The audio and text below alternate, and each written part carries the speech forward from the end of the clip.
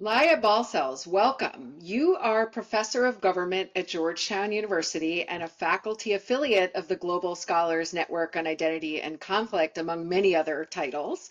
And your research focuses on conflict and increasingly on transitional justice institutions to promote post-conflict reconciliation. So today I want to ask you some questions about your work on transitional justice museums in diverse places around the world, which has really been a focus of yours for the last number of years. So let's start off by learning more about what particular museums you've studied and what conflicts they address.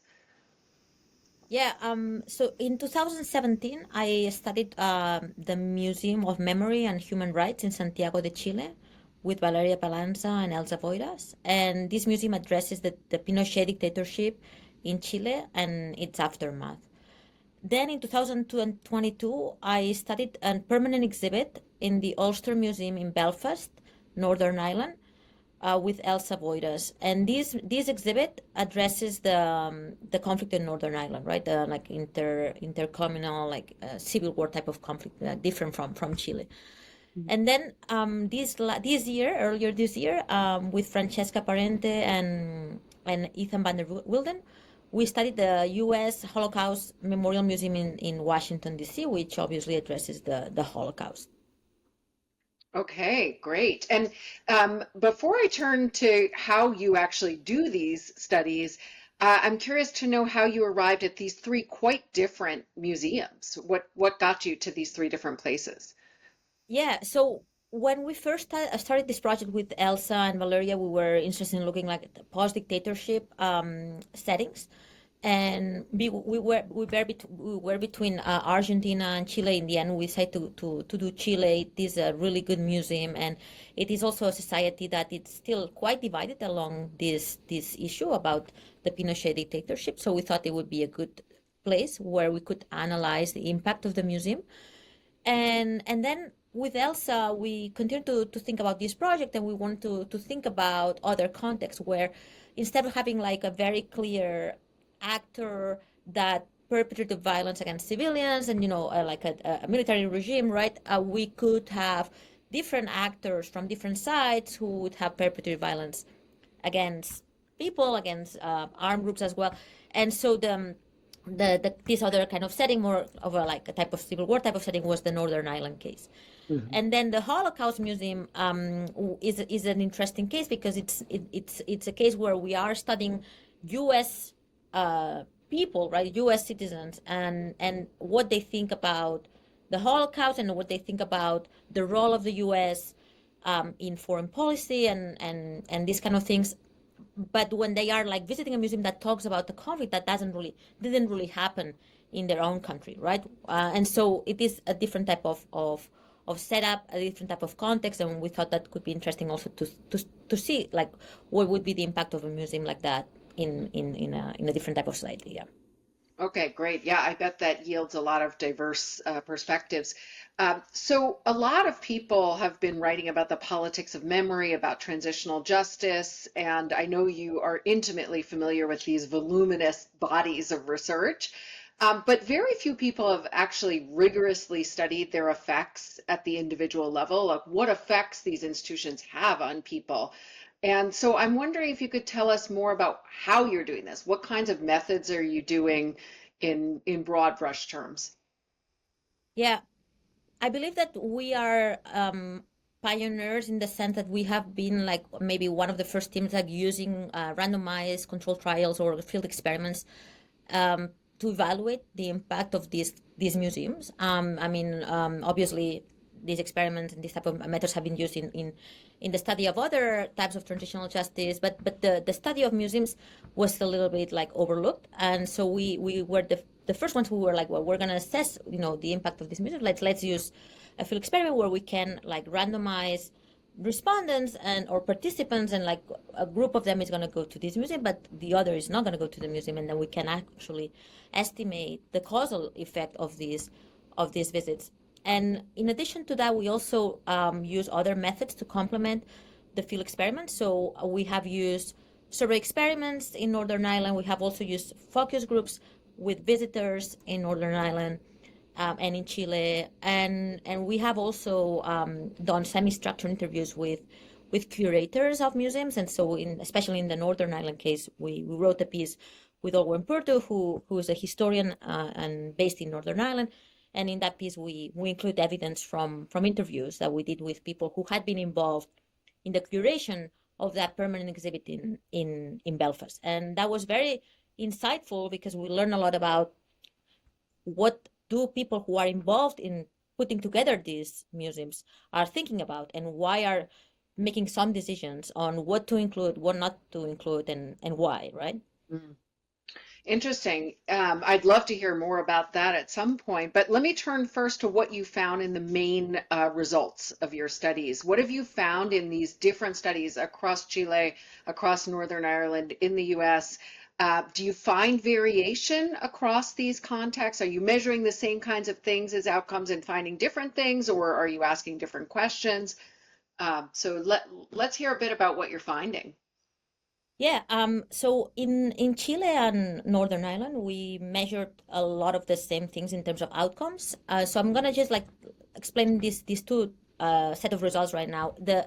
In Chile, we found very strong effects or substantive and significant effects of the museum visit on support for democracy, or the reverse, which is like support for authoritarianism. So basically, people who visited the museum, they were less supportive of authoritarianism, and these effects like remarkably lasted for several months. And so this was like very important to find, and very interesting, obviously.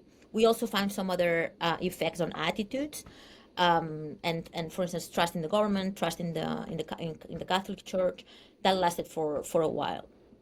When we did the same, like again, like same kind of study in Belfast, we didn't get the same results, and so we basically find like no results across the board. We have some significant results here and there for some outcome variables, but in like overall in Belfast, we don't have this kind of results. So Mhm. this triggers the question, why, right? Why would we get these results in Chile and not in Belfast? And we discussed like several potential explanations. I would say that there are two main explanations. One is the context, like the political and social context of these two places. Northern Ireland is still a very divided society, very segregated, and where one can imagine that like an intervention such as visiting a museum might have limited effect on what people think about politics, about political actors, and these, in other words, there are like very crystallized opinions about these things that have to do with the conflict and the way to resolve the conflict, and it's hard to move people. The other aspect that we discuss as well in terms of why there are these different effects is the nature of the museum itself and the nature of the exhibit itself. And that is, in a way, related to the context itself, right? And that's something that we discussed when we talked to the curators, and we presented the results from those interviews.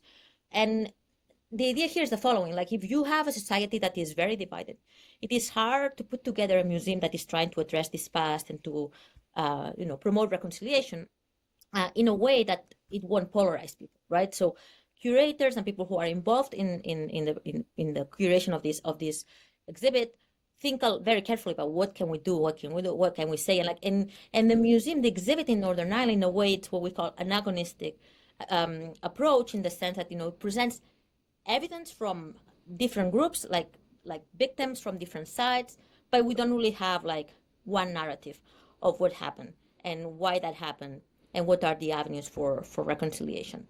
And in a way, like, as a treatment, is less powerful than the museum in Chile, that is a very, very powerful museum.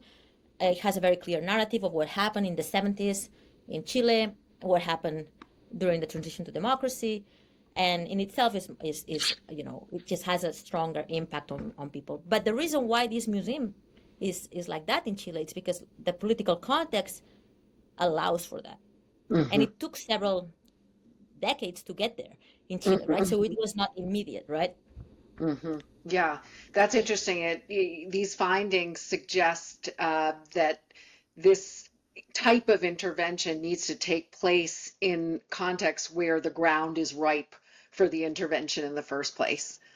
Exactly. And I think that that's part of my research agenda right now is to think a little bit more also like in comparative terms and using large and evidence, like thinking about the timing of when these museums are built and the relationship with other forms of transitional justice, the sequencing of different forms of transitional justice, the moment like the time that has passed since the end of the conflict and the building of the museum. And it's a really difficult question, but I think that it has to do with this, right? Hmm. And you mentioned that there are some differences in the results across different groups. So can you elaborate on that? Are you referring to people that had different pre-existing ideas about these conflicts or historical periods or something else?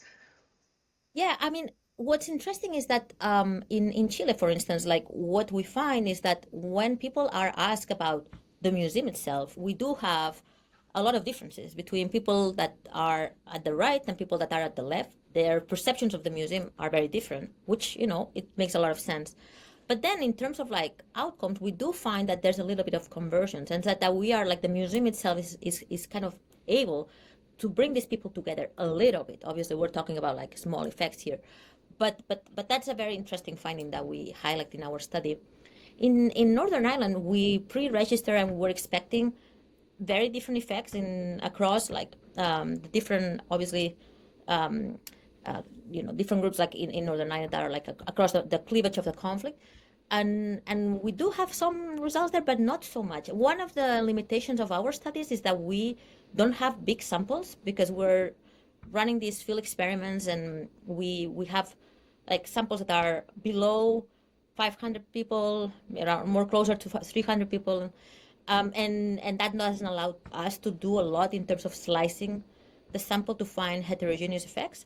But even in the case of Northern Ireland, where we were able to run a survey experiment with a larger sample, we didn't find a lot of the heterogeneous effects that we were expecting in terms of like different groups. But this Interesting. is there something that we can definitely explore more in the future in future research, trying to Hmm. get bigger samples mostly. Hmm. And you mentioned that you've been speaking with the curators of these museums and that the nature of the exhibit itself might have some effect. You alluded to a sort of consensus around a narrative presented in an exhibit versus a kind of, both sides sort of approach in a curated exhibit. So, what are your thoughts about that? Does that play into what's happening? And do you have suggestions for future curators based on these findings?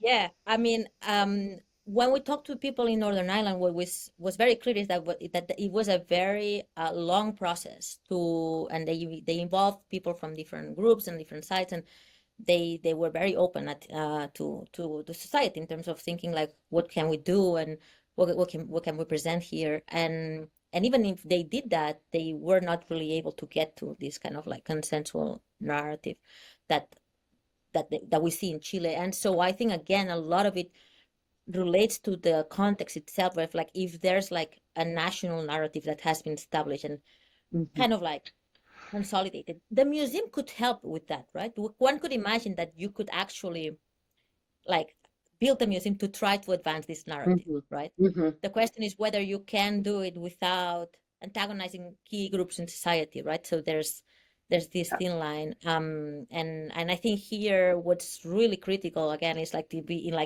in close touch with society and don't do things like top down, right? And kind of the opposite, right? Like Mhm. grassroots. What we're seeing in a lot of these museums is that a lot of them are coming from grassroots initiatives, Mhm. and sometimes they get consolidated and they get like in the case of Chile, right? The original idea was not from the state, right? The state took over, but this was coming from the grassroots, and I think that might be something that is important, like to build from the grassroots, so Mhm. that people can feel that there's inclusion of everyone, and that that there's yeah the narrative becomes more consensual than otherwise. I do want to emphasize that something that a professor from MIT told me when I presented the results of the Northern Ireland project, Roger Peterson, who also studied conflict. And he told me that it was very remarkable that the exhibit didn't polarize people. And that was a very interesting achievement, a positive achievement in terms of like, well, if you can actually, have this exhibit and have people from different sides visit it, and people learn things and people are emotionally aroused by this. We know that because we measure emotions after the visit. Hmm. And still you don't get like changes in attitudes that indicate that there's increased polarization. That's a very interesting finding. So kudos to the creators in this regard, right? They were able to do that. And something that we discuss in the papers is that maybe um, one could think about like the studying museums that don't have this kind of like inclusive narrative, but there's an ethical aspect that of doing something like that, which is you could potentially be polarizing people, and that's not Hmm. something that as a researcher you might want to do, right? So there's Yeah. the issue of like, yeah, which kind of museums do you want to study and why and how. Hmm. Well, that's fascinating. I mean, these are really delicate contexts, and I suppose it is a win to say that you've educated people, you've moved people to think more deeply. Maybe they're not today going to change their deeply rooted attitudes towards a historical experience, but it may be an important step towards moving forward, which, as you know from your research on the historical record, shows is not a short-term fix. It's a long-term process. Well, thank you so much for taking the time to share your research with us and these fascinating insights. And we look forward to seeing the larger research program continue to unfold. Thank you so much. Thank you.